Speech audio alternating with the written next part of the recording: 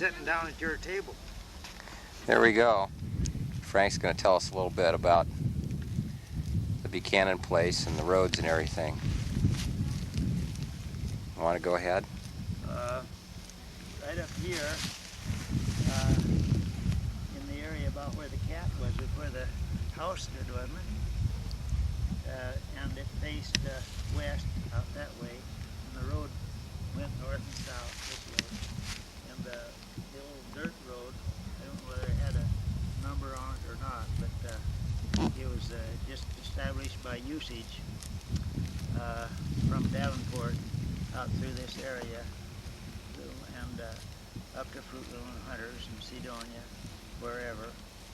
And Davenport wasn't there when my grandfather and mother and her older sister came there first in 1884. Mother was 4 years old and her Annie was 2 years older, coming from Santa Rosa, California. And they bought a place 2 miles north of Davenport, about 1 mile west of the present highway. That was the route, the old road at that time, and there was nothing there at Davenport at the time in 1884. Just Cottonwood Springs. They had to go to Spokane Falls or Sprague to do their shopping twice a year, the spring and the fall, to get supplies. And they bought sugar in barrels, which is brown sugar, and they bought flour in barrels, and they bought bolts of cloth for their clothing, and you couldn't buy a man's shirt or underwear. They made their own men's underwear out of flannel, and you could buy Levi pants or corduroys, I think, at that time too, but you couldn't buy a man's shirt. And they knit their own socks. He was from Germany, West Germany. They knit their own socks and their own mittens, and whatever they could make, in their own caps, whatever they could make that way. And in 1884 there was nothing there in Davenport, only Cottonwood Springs, and Granddad bought somebody out that had this homestead and had built a lumber house on it with the footboards standing straight up and down, and it had 2 rooms downstairs, and I think it was, and it had an upstairs, maybe a story and a half house. Anyway, they had a little barn and a little granary, and this big spring on the place, which is choice, and it never had failed. And the threshers later on, the steam threshers, came and hauled water for miles to the thresher from that spring. And the water wagon, they would come with a water wagon with a 4-horse team and had a thresher pump on the thing, and they would pump that thing full of water, the water tank, and go to the thresher to feed the steam engine. And this is the way it was. But in 1884 there was nothing in the country except the Fort Spokane was there. The government had built Fort Spokane out where the bridge is now, just south of the bridge, at the mouth of the Spokane River. They had built Fort Spokane, and they had their own sawmill that they sawed the lumber to build the fort with, and the fort was built to secure the safety of the settlers, which they never had to do, but nevertheless the fort was there. And then they had some pioneer sawmills in the country. Deep Creek was one of the earliest places also. It was settled. They had a doctor at Deep Creek. They had a few things around the country, and people had bought lumber from a few pioneer sawmills, and maybe they bought them got some lumber from the fort early too. I don't know where the lumber came from, but in 10 years, less than 10 years, the country is being settled up, and Davenport became a settlement, and they named it Davenport. And I don't know why they did that. Maybe some people from the Middle West were from Davenport, Iowa. I don't know just why they named it Davenport. There wasn't Davenport is a family name in some places, but I don't know of anybody named Davenport in early days. But there was a lot of my grandfather's family that came here from West Germany after he did, and they immediately established the Lutheran Church, and then the Presbyterian was one of the earlier churches, and the Methodist, and that my grandmother was from Missouri, and she was what they called the South Methodist, or they had a Wesleyan Methodist that some of the old timers that came from the Middle West, they belonged to the Wesleyan Methodist. But churches were one of the first things that were established, and they built quite a little on the background, and they were very faithful to go every Sunday and worship in their religions. And the Methodist and the Presbyterian didn't have enough people for the congregation, so they went together, and all the people went to they held in the same building. They held Methodist services one week, and the next week they held Presbyterian services. And the German Lutheran, all that my granddad was he they had all the men sitting on one side and the women on the other, and they sang those old Lutheran hymns. Grandpa and the Buck family were all musical, and he liked the Methodist hymnals and that so much better. He quit going to the Lutheran church and went with my grandmother and the Methodist, and they all liked to sing. Hey, so, Frank, when did the Buchanans move out here? I think the Buchanans moved here. They probably come from Minnesota with the Littles, with his in-laws. They came from Minnesota, and they were interested in timber and sawmilling. And they came here in the 1800 someplace, or not later than 1900. And the Larsons were Danes, and they came here in 1900 from Minnesota. And the Depots that lived here, they were from Minnesota. They were neighbors to Littles back in Minnesota. And so the communities had usually had one or two neighboring families that participated in coming west at the same time. So what we're looking at now is some of the old trees that were set out here by the Grandpa Buchanan, who came here and had this homestead, as far as I know, from the first. And these old weeping willow trees are probably from the Middle West also. They're not native of this country. And he built a nice house looking west out there, and we're on the north side of the creek. And it faced the road. On the other side they had a barn, and the road was a dirt road, went to Davenport. And it was just built, established by general use. So going through the trees, any place that was the easiest place to get through without any grading. And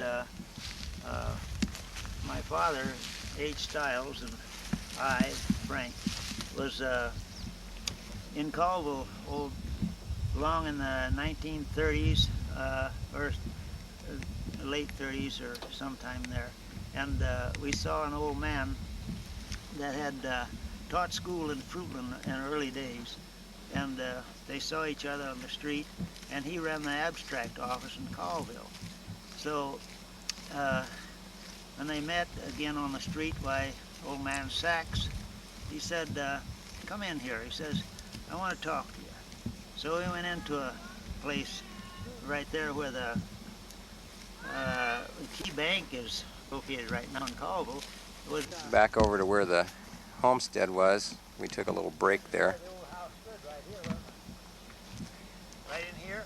Yeah, that was where the old basement foundation was. Yeah, and the porch was out there. This is under the back side of the house where they had a kitchen and a pantry and the dining room here on the south side.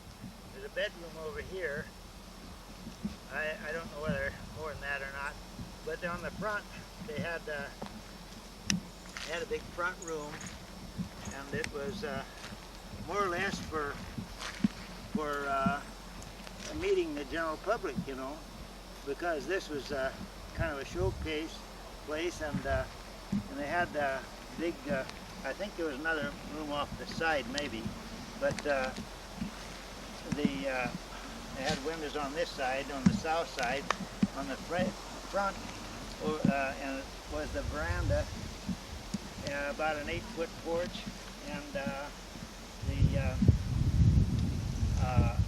big window was in front with a little square colored glass, you know, around on the top. And they had a kind of a transom, in those days they had a kind of a transom window above the door, you know, where they had a window above the door with colored glass and stuff. I think they call it the transom window, you know, up above there. And it was kind of a nice place, you know. And when the sun would set in the west, it would shine in into this window and through the south and west in the afternoon, you see. And this is all sunny. The dining room was sunny, the kitchen was sunny, and the pantry over here, as I remember. They had a bedroom here, might have had 2 bedrooms.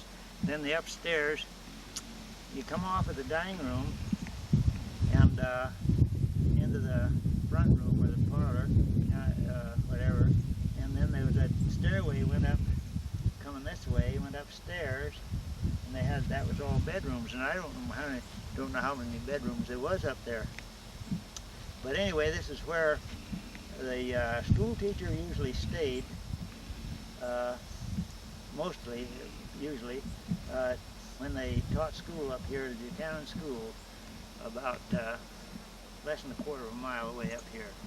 And that was just off of the schoolhouse, just off of Buchanan's property on a piece the state had there, where they built the school, and the old foundation is still there. We can walk up there and stuff. Yeah. You said you were just sitting here when you were a little boy, and there was the main road was right out here in front. The main road to Davenport was built by public usage, going from Davenport to Fruitland, Hunters, Sidonia, and all those places up the river. And then there was another road that went along the riverbank down to serve a bunch of little towns on the river that were fruit farms and stuff. And Peach was down there, and they raised peaches at Crescent, or Peach, and Jerome. They had strawberries and peaches and apricots and stuff down there. They sold, and that river road run down on the river, and there's a community that was separate from this community. This was higher up on the higher elevation. This went straight through to Davenport, across the Spokane River at the Cotillion Bridge, where they kept the travel there overnight. You only went as far as the Cotillion Bridge. You could stay all night there, and they'd keep your team or your horse or whatever. You could stay there and go on into Davenport. And that was the end of the mail stage route in early times, they'd come out to the Detillion Bridge in Davenport to carry the mail out there.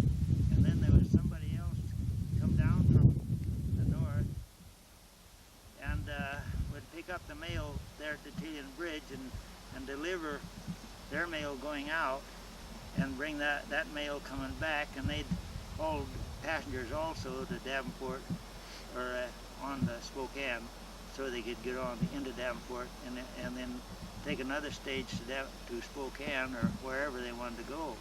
But they get to Davenport and the train run through Davenport, and they could go on the train either direction, and that was the Northern Pacific.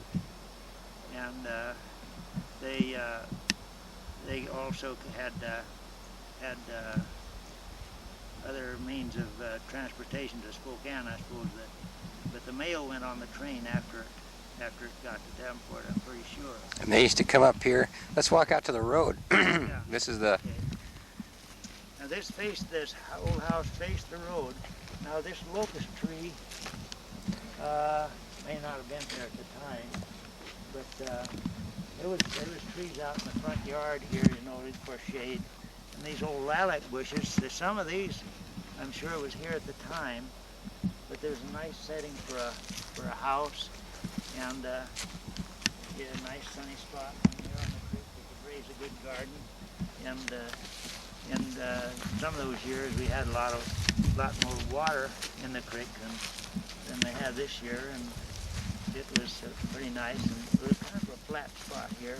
The barn was right out here on the other side of the road, and here's the old road across the creek right here, and come from up there on the edge of that field on the right-hand side on the second line. Telegraph for the power line come through is about on the second line, and the road followed the second line. And they came down and made a turn and across the bridge down here, and came up, got back on the line again, and went up here to about a quarter mile from the section corner across the creek. And then they wound around over to the west and out those draws and come out on top of the hill and over through the country, going north up to Fruitland and Hunters. And this old man Sachs that I started to tell you about a little while ago, he was in Colville, and he invited Dad and I into this restaurant, and he said, I want to talk to you. So we went in there, and he said, you know, the first time I came to Fruitland, he said, was when I first came out here from the Middle West. And I had never heard of Fruitland or anything. He says, and I was in Spokane, and I saw an ad in the paper where they needed a school teacher. And he said, I was young, and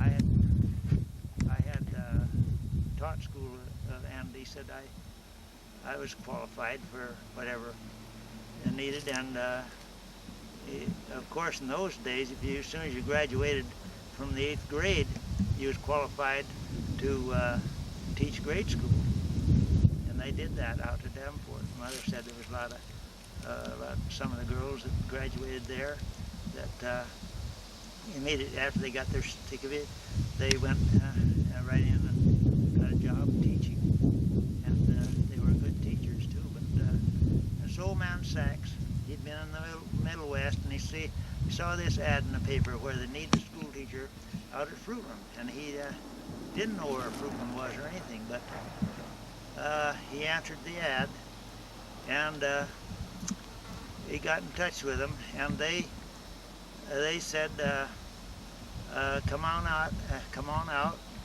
and we'll interview you, and you can apply for the job, or finalize the contract.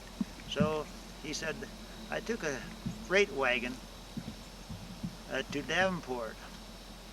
And by freight, it took 2 days from Spokane Falls, still probably called Spokane Falls, to Davenport. Well, when Teddy Roosevelt was president in 1904, my folks was married in 1904, and they went to Spokane in 1904 and to see Teddy Roosevelt, and he spoke on a platform, and on one of the streets downtown, there was everybody came out. They said there was 25,000 people in Spokane, probably on the streets, I figured, and everybody was there in Spokane at that time in 1904. But this is before that, you know. This is before the 1890s. At Fruitland, when they advertised for this teacher, because Fruitland wasn't hardly anything there then, and Hunters was just above Fruitland, was first thought of when Jim Hunter and Bert Hunter came into the country, and one of them homesteaded where the town of Hunters is, and that was 1880. So Fruitland, about that time, came into being, because Fruitland was established first by another fellow from the Middle West called Moses Peltier, and he was a businessman, and he started a store and a post office, and called it Fruitland because along the river they had more chance to raising fruit, and he started in a mercantile business with $50 worth of inventory in bolts of cloth and scissors and thread and any dry goods and anything like that, maybe some flour and sugar and things that way that they hauled up there that he could sell. So I don't know what year it was, but Moses Peltier was there, and he started that in a log cabin, and he peddled in a light delivery wagon also with $50 worth of inventory. And later on, he built a nice store with warehouses on the side, and with a balcony inside with a mezzanine floor, and a hall above there, a dance hall. And Fruitland in the after 1893, from 1884, where there's nothing in Davenport, and the only place they could trade was Spokane Falls or Sprague, to 1893, 10 years later roughly, there was a community. Davenport was established, a going town, and the mines up here had been established by the wheat farmers, younger people, sons and things that had come out of the wheat country, and when wheat was 15 cents a bushel in 1893, and all of them left the country and went prospecting, and they found the Deer Trail mine and the Deer Trail mines in Cleveland, and Dad had been in Montana earlier, and with his stepbrother, who was 10 years older than him, and he was born in 1868, and his stepbrother had done a lot of prospecting in the Southwest, and Dad had found a place in Montana where they sacked $40,000 worth of silver ore right off the top of the ground and got beat out of it. So his excitement was high, and he came up here and got a claim with another fellow called Wilbur Yarwood from Harrington that was given up on wheat farming at the time, and Dad had harvested out there in 1893 and till Christmas, with Ellick Fields and Muley Nichols that had 19 quarter sections of wheat between them, and they harvested for everybody on the side with a big steam thrasher, and till Christmas out of stacks, grain stacks. And Dad was forker on this job, and there was 6 inches of snow Christmas morning, and they shut it down till spring, and then they throw the top of the stack off and thrash the rest of it in the spring. But so disheartened by 15-cent wheat, all these people come north, and that was, I think, shortly earlier in the year when they came north prospecting, and Dad had this partner, Wilbur Yarwood, and they went to Cleveland. Was the first excitement where they had made a strike of riches, and they got a claim, him and Wilbur Yarwood, up on the Cleveland, and it was in between, sandwiched in between a three-cornered piece. They called it a flat iron claim, flat iron shape, down in the bottom of the canyon. Built a cabin on it and left it because they'll say, we'll be a lifetime here before we'll know whether it's any good or not. So they left that, and Wilbur Yarwood came down a deer trail, and that was 1893. And he got one of the first locations next to the elephant claim. They called it, he called his the legal tender. He took out 500,000 when silver was about 60 or 65 cents an ounce, and the elephant had a crew, and their crew consisted of 115 men, where everything was handwork, pick and shovel, and hand drilling and blasting, and they shipped.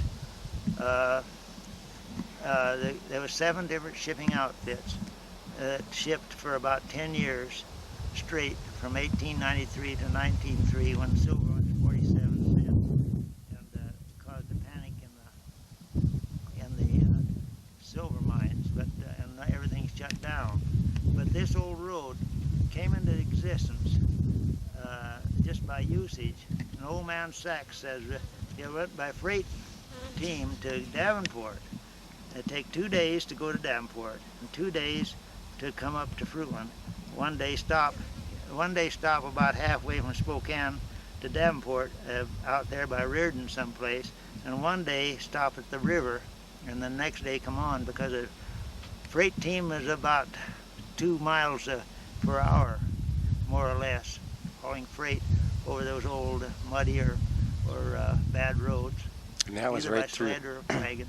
That's right through this country. And that road came right down the section line here and wound around down that hill and come across a bridge here and went up through the country. And old man Sachs says, he said, we rode a freight wagon through there and on up to Fruitland.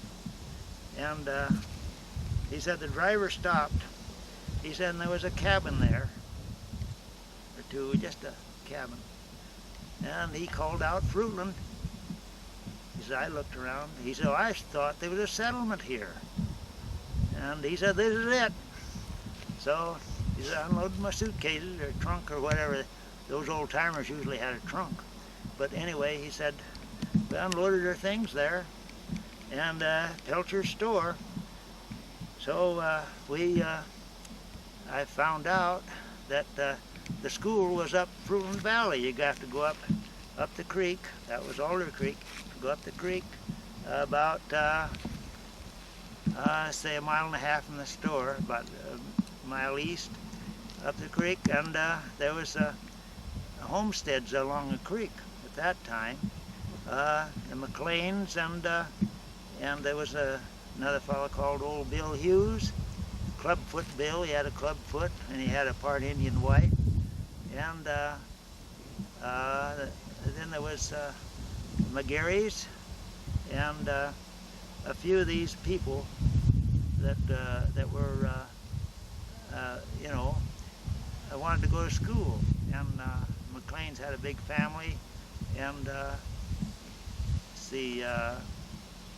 Pelcher had his nephew there, Wilfred, in McLean's, and I can't think of all the people that was here at the time, but there was about 10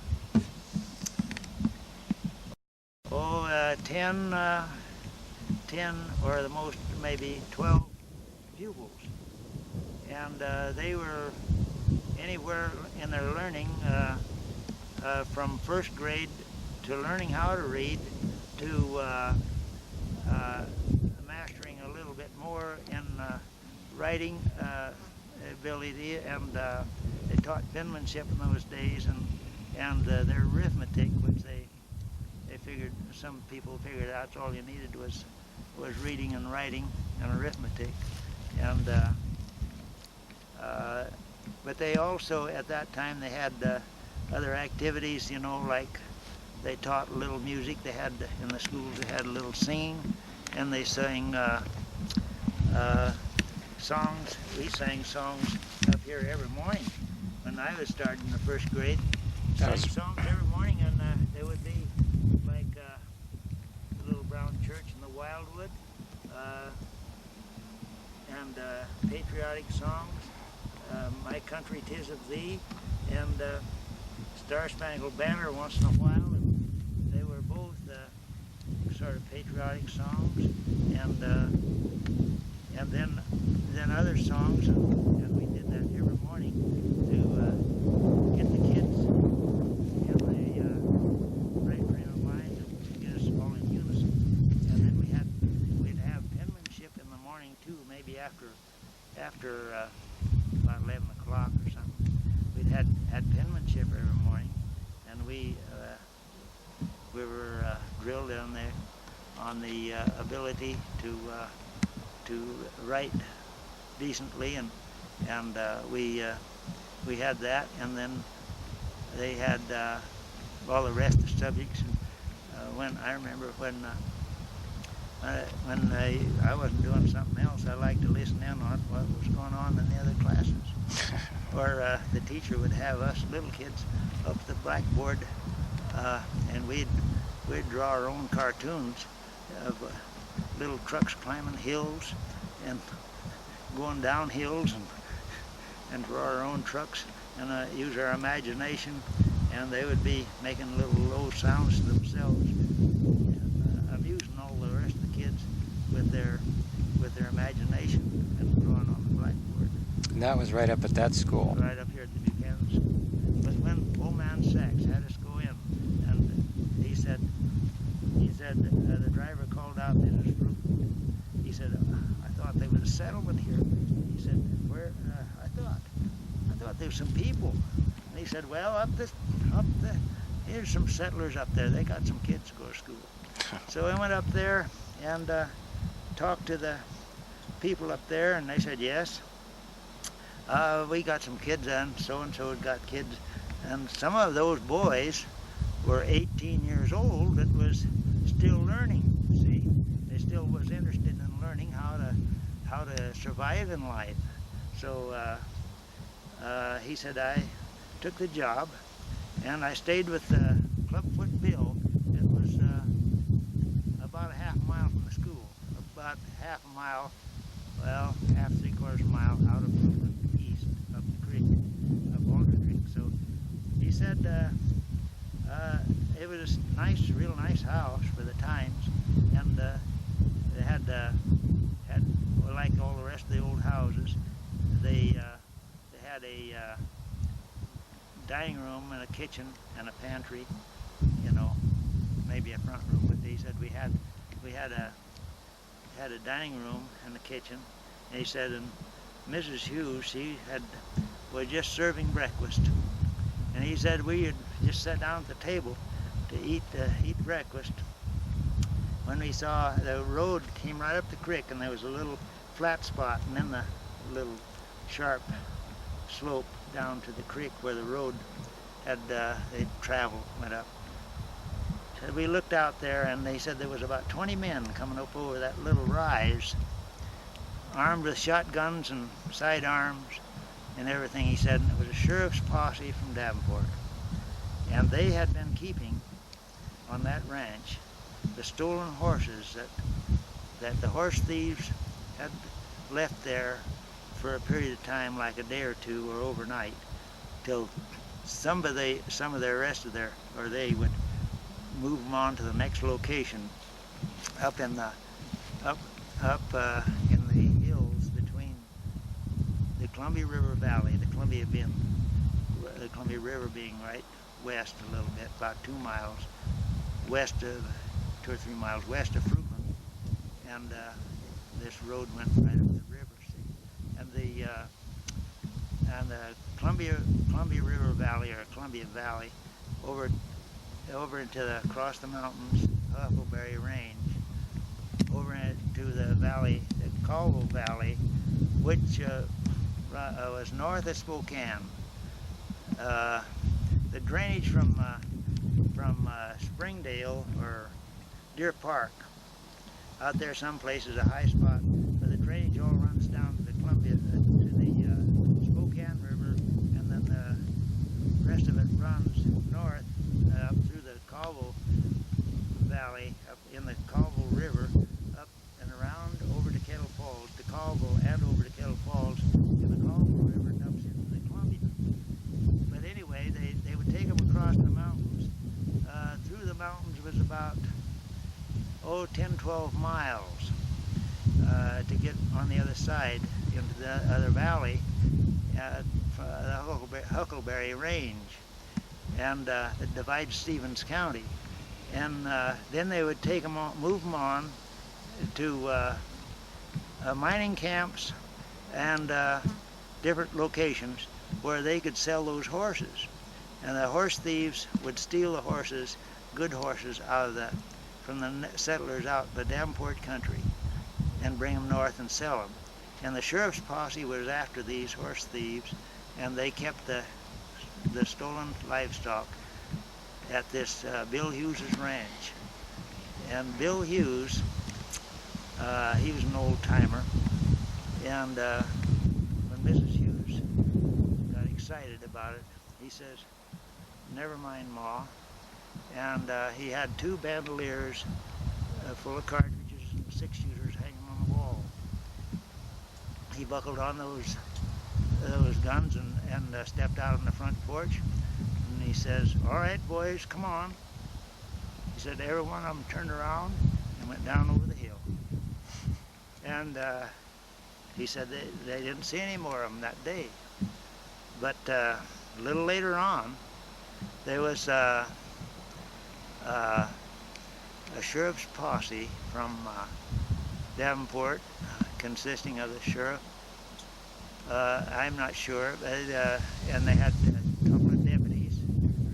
There was 3 or 4 in the sheriff's posse that caught those horse thieves right behind them. They caught them almost red-handed, and they followed them up, and that one morning they met at this corral where they had these horses or something, and they had a shootout in this corral where the sheriff deputy was shot and died, and I don't know, it seemed like there's 2 of those on the sheriff's posse died, I don't know, from the effects of it. And then on the other side there was one got wounded in the leg, that run around the hill and hid in a straw stack, and the people who were sympathetic toward him carried him food and water over there, and he got gangrene and died in a week. And there was another one died directly on the grounds from gunshot wounds, and he was buried up in a fence corner, adjacent fence corner of the old Bill Hughes's ranch. And then, well, it was just the adjoining property of old Bill Hughes. Well, I hope you liked Frank's narration of what it was like back around this area from the 1890s to the current day. Frank was a good man, good friend, and he had a way with animals. I'm going to leave you with one last little bit. See if you can pick him out in this last picture I've got. If you do, you get an award. Okay, thanks for watching the video. Bye.